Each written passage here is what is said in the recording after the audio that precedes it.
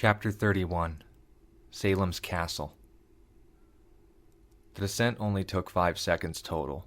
The remains of the Grim he had caught on to had all but faded into inexistence by the time he withdrew his blade. His eyes focused on the task ahead, and began slowly to make his way towards the Black Castle. The roar of the ship nearby told him that his friends were safe, and so he made a mental note not to hesitate when engaging any Grim. It was refreshing in a sense. By nature, he always found himself calmest when in the heart of a storm. It couldn't be described as peaceful, but the only thing that had kept him from pursuing it was the cost. The more of himself he gave away to the monster, the less he could trust himself in the company of those he loved. He let his last thoughts be of them, before rushing a nearby Beowulf and allowing himself to be taken away. What took his place lifted the blade and bit into its prey with a gesture that was autonomous as the rising and falling of his chest. Drawn to the nearest and greatest source of negative emotion, he began to sprint towards the castle, felling anything that stood in his way. His power grew and grew until the ground itself recoiled from his very footsteps. A respectful distance away, Havilah made her way through the modest clearing Gideon had made for her and began to notice something was wrong. Gideon was closing the distance well enough, but the Grim didn't seem to notice.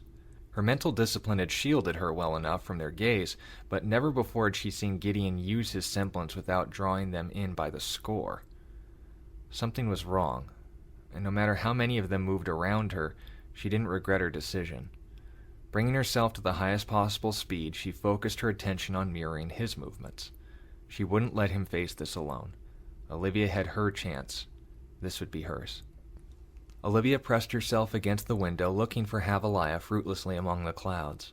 Daniel continued arguing with the pilot, trying to get them to turn around amidst the din of the thunderclaps enveloping the airship. The pilot's distracted remarks and protests seemed to counter any efforts Daniel made on circumstance more than principle. "Our team is now at half strength, and we need to get them back." The pilot waved him away as he focused on not reducing them to 0 strength. Loud crashes muted Daniel's protest until finally Olivia joined the two of them. "Let us down." Both of the men looked at her as she repeated herself calmly. "Let us down. You'll be out of the weather and won't have to change any orders apart from picking up our signal. Please." Daniel let out a small sigh of admiration of her as she once again became exactly what she needed to be where they were. A single exchange of glances from the pilot to Daniel, and then Olivia saw they were both prepared for whatever was going to happen next. A sharp veer of G-force sent them moving back into their harnesses until the signal permitted them to deploy. The pilot made one last look back to see if the huntsmen were strapped in, and sharply dove them down to the rocks below. A wave of nausea passed as they both focused all their strength on what was right in front of them. The hatch opened, and the light once again signaled for them to leave. And Ursa roared as it sensed the fear of the pilot. Olivia let off 2 shots into the monster, and Daniel threw himself at the creature, using his momentum to carry his hammer, and staggered the creature back. Olivia spared one last look back at the pilot with a face set like flint. "Thank you." He nodded and reached to close the hatch. With a mechanical whir, she dove from the vehicle and landed gracefully from the 7-foot drop that awaited her. With a series of final strokes to the Ursa's prone and struggling body, it disappeared in a flurry of fire and sheer force delivered at the hands of her beloved. She gave herself a moment to admire him as he gathered his breath. He nodded at her and gestured towards the looming castle. Matching his muted attempts at communication, she made the same move with her arm, exaggerating her fingers to usher him on. He nodded and began to break out into a run. She followed and allowed herself a moment to reflect on where she was. "We're surrounded by Grim, against an enemy only the strongest of us has been cleared to face, hoping to survive long enough to see if the strongest of us survive." With a tilt of her head to compensate for the necessity of motion to keep her rifle at hand, she laughed at their odds and kept moving.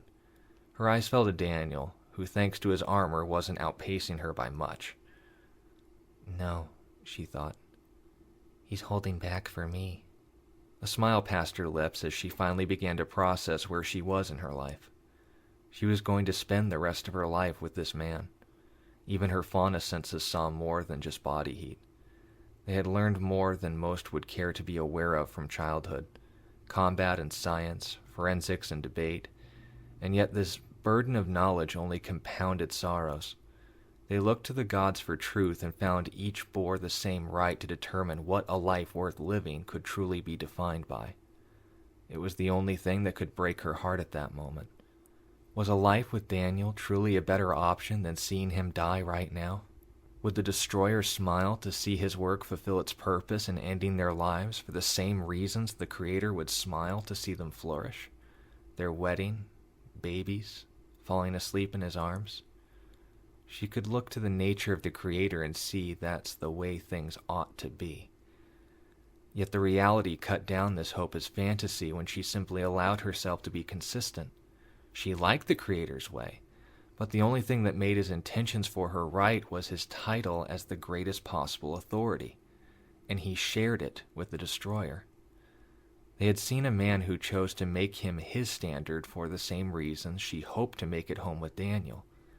Before a single tear could make its way past her eyes, her instinct snapped her back to reality before she ran into Daniel's back. She recognized the posture as defensive and moved to cover his back. "This is where we are," she thought to herself, and then she called to mind what Daniel had mentioned before. "There may not be a right choice, but at least we can still make one." He bumped her shoulder with his elbow. "That's not what I said." Her eyes widened as she realized she'd said those words out loud. She couldn't afford an apologetic glance as her field of vision was all that kept the one behind her safe. She trusted him to do the same. "Maybe, but my version sounds good too." He gave her another playful push. "Let's argue about it later. Leia's here."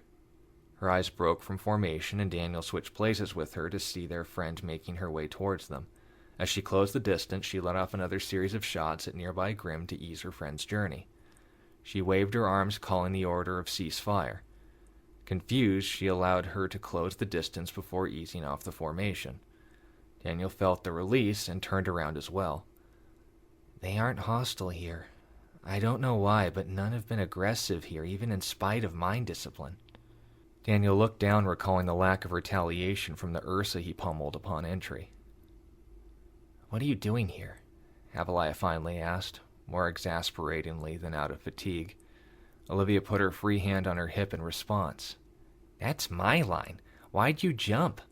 She didn't answer, but wore her concern plainly as she looked up at the castle. Daniel moved to Olivia's side and saw Gideon push open the doors. "We'll be waiting for him here. If the Grimm aren't hostile, then that means the witch is outnumbered." Avalaya didn't smile, but he considered her taking her eyes off where Gideon once stood as a partial victory. "Come on, let's get the signal ready. I'm sure he won't be long."